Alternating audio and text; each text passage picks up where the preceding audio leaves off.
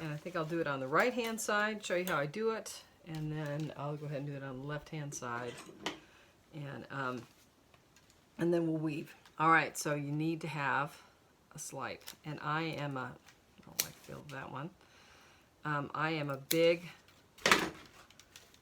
eyeballer, but however I do it on one side, then I'll take that measurement for the other side, because if you don't, eyeballs aren't always the same as having it measured. So I want this a little more than and a little less than the other one. Now that was what I would call a blunt cut. It's not going to stay in there. If you want your ribs to stay in, they need to be a nice long tapered cut. It goes in right next to the existing rib. And we're going to do this on each one of this, and this isn't a rib now. Even though it's the bottom of the basket, we treat it as a rib. We're going to put a rib into next to each existing rib. So that means this one, this one, this one, and that one. So for a total of 1, 2, 3, 4, 5 on each side.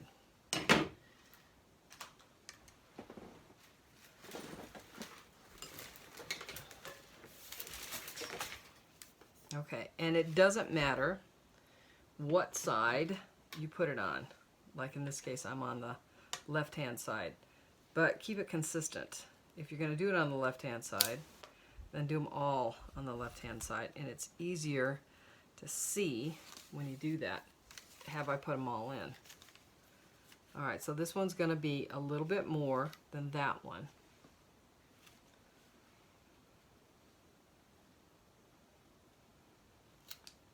You can always make the cut and then make a second cut so you have that nice slipe. If it doesn't go in nice, take your awl, open it up a little bit, and then it'll go in nice for you. Remember, it's placed. It's not shoved down there for a long distance. Okay.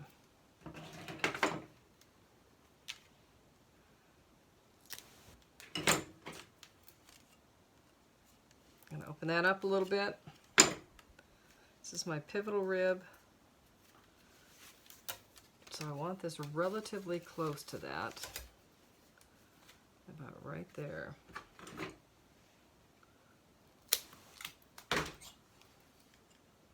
I'm going to open that up just a little bit and stick it in. Oop. Right next to it. There you go. And then I'm going to put one more in here. So I've got 1, 2, 3. This is going to be 4.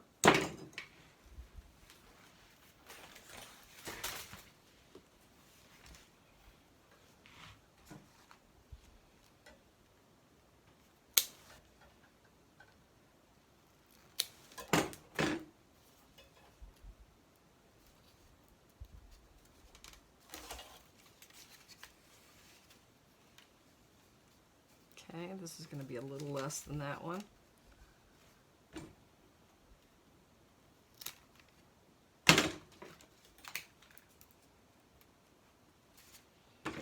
Use my awl again to open that up nice.